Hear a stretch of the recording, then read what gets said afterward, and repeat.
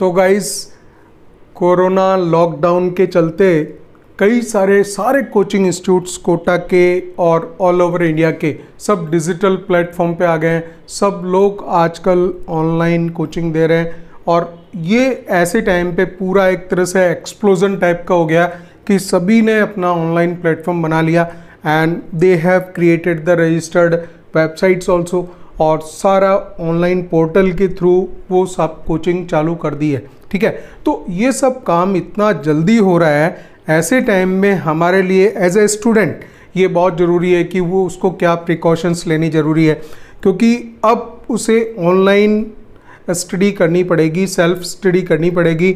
और ऐसे में बहुत इम्पोर्टेंट पॉइंट्स की ज़रूरत होती है, क्योंकि स्विच करना, क्योंकि अब तक जो हैबिट थी हमारी मैनुअल कोचिंग की थी और हम एक कोचिंग इंस्टीट्यूट में जाते थे, वहाँ पे हमें जो सिलेबस वगैरह वो सब तैयार करवाया जाता था। ठीक है ना, तो बहुत सारा जो है रेस्पॉन्सिबिलिटी पार्ट कोचिंग इंस्टीट्यूट या फैकल्टी की होती थी। अब ऐसा नहीं है, ऐसा है कि पूरा आपको आपके ऊपर रेस्पॉन्सिबिलिटी आ गई है।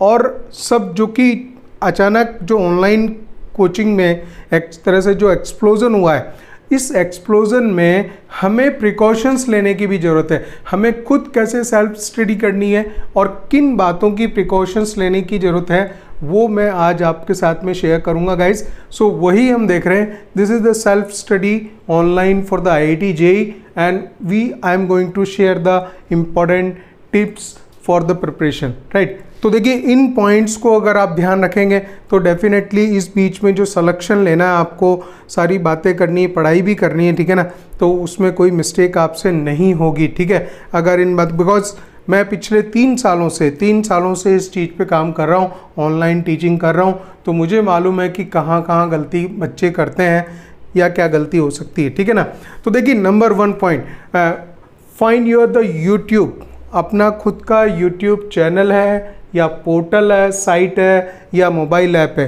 वो आप पहले आपको उसको सर्च आउट करना पड़ेगा कि किस तरह से आपको स्टडी करनी है। ठीक है, यहाँ पे कई जगह रजिस्ट्रेशन है, कुछ फ्री हैं, कुछ आपसे चार्ज करेंगे, तो उन बातों का आपको बिल्कुल सही एनालिसिस करना पड़ेगा पहले। इसके लिए आप प्रॉपर टाइम दीजिए, क्योंकि इन चीज़ों को सर्च करने के लिए, क्योंकि ये सारा अभी अचानक ही एकदम सारा जितना भी डेवलपमेंट हुआ है ये विदिन 10-15 डेज़ हुआ है। तो इस डेवलपमेंट में कौन क्या करने वाला है, नहीं करेगा, तो उन सब चीज़ों के पीछे भी हमें उनके बैकग्राउंड में जाना पड़ेगा, उन चीज़ों को ढंग से एनालाइज करना पड़ेगा।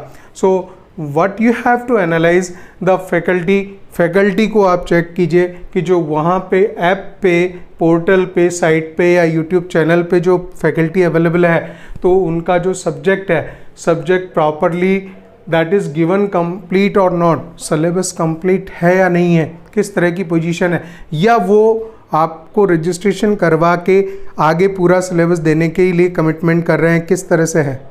पहले चार्ज करेंगे and after that during this lockdown period वो आपको किस तरह से वो डिलीवर करेंगे सब्जेक्ट, वो सारी चीज़ों को आप चेक कर लीजिए। तो इस एनालिसिस की बहुत ज़्यादा ज़रूरत है। बहुत इंपॉर्टेंट पॉइंट मैं डिस्कस कर रहा हूँ कि इस तरह की बातें, क्योंकि प्रॉब्लम आती है, ठीक है ना, बाद में, क्योंकि आपसे जो चार्ज ले लिया जाता है, बाद में उसमें क्या होने वाला है आपको नहीं मालूम है। So after selecting the above, ये जब आप सेलेक्ट कर लेते हो, इसके लिए एनालिसिस के आप 1 वीक कम से कम रखिए और उसको 4-6 घंटा डेली देते हुए आप फाइनली सिलेक्शन लेंगे, क्योंकि तीनों सब्जेक्ट चेक करने, पूरा सिलेबस चेक करना है, जो भी चीज़ है उसमें आपको एनालिसिस को उसके लिए टाइम मिलता है, उसमें देखने के लिए कि भाई पूरे चैप्टर्स अवेलेबल हैं या नहीं हैं, सारे जो टेस्ट सीरीज़ है और भी जो कंटेंट मटेरियल PDF फॉर्म में जो देने की कमिटमेंट की बात है वो कितना अवेलेबल है। ठीक है ना, तो वो सारी चीज़ें आपको देखनी होंगी इसमें।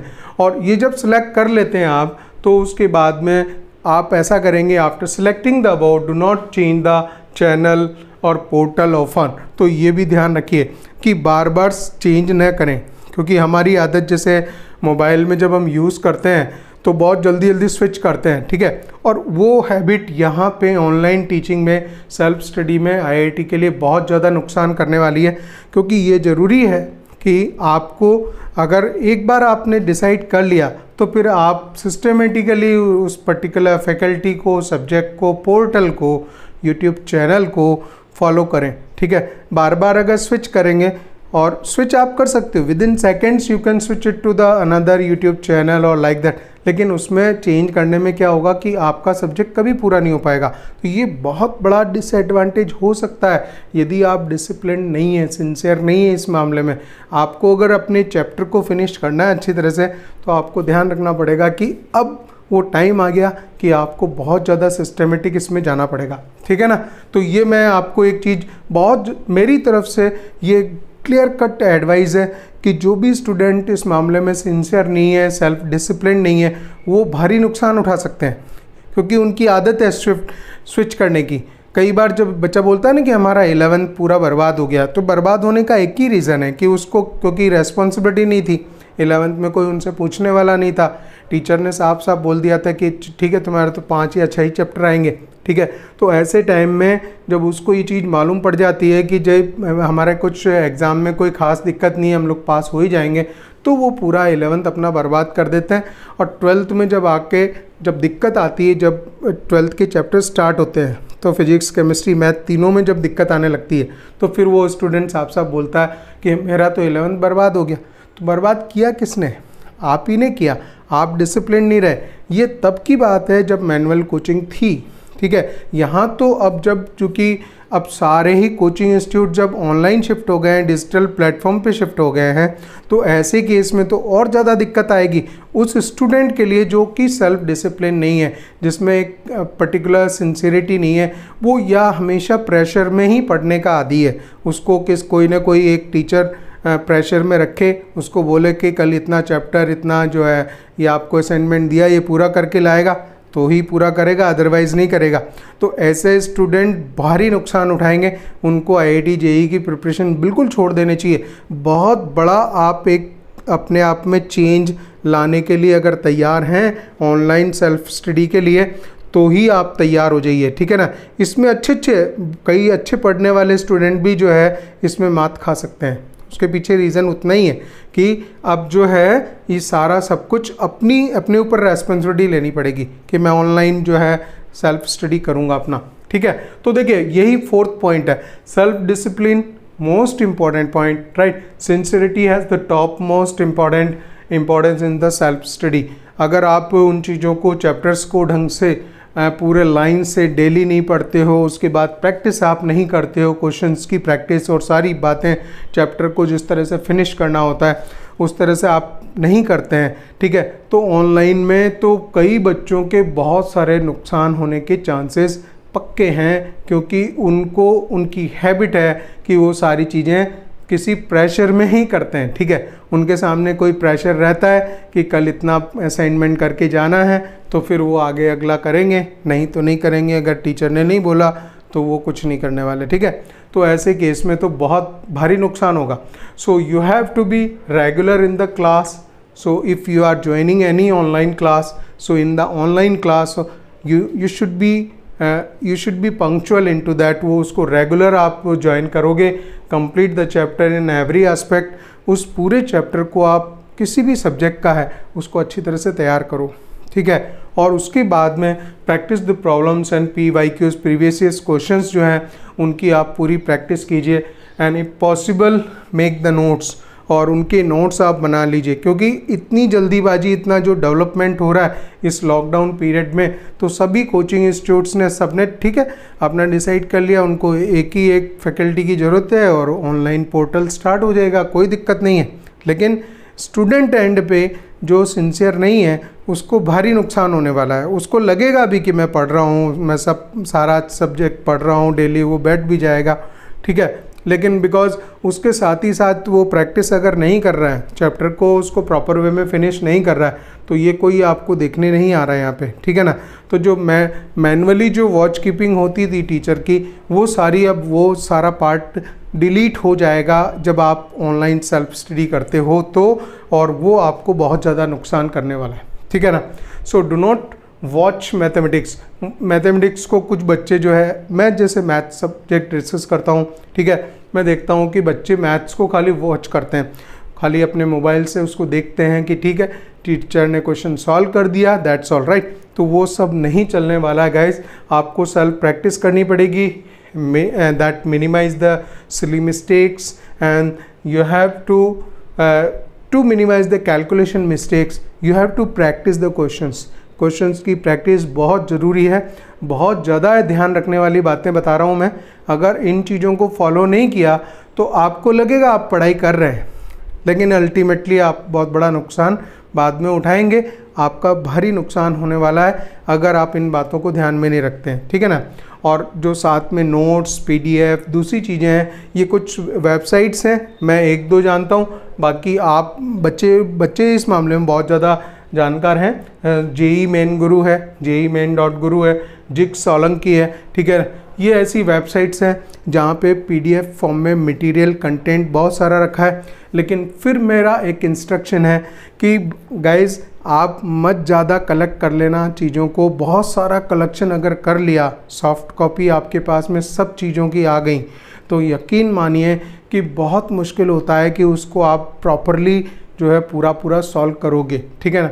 तो ध्यान रखिए कि उन चीज़ों को आप डिलीट कर दीजिए जिनको आप नहीं करने वाले, या एक साइड दूसरे ठंडे बस्ते में रख दीजिए कि ये वाला पार्ट हम नहीं करेंगे, ठीक है ना।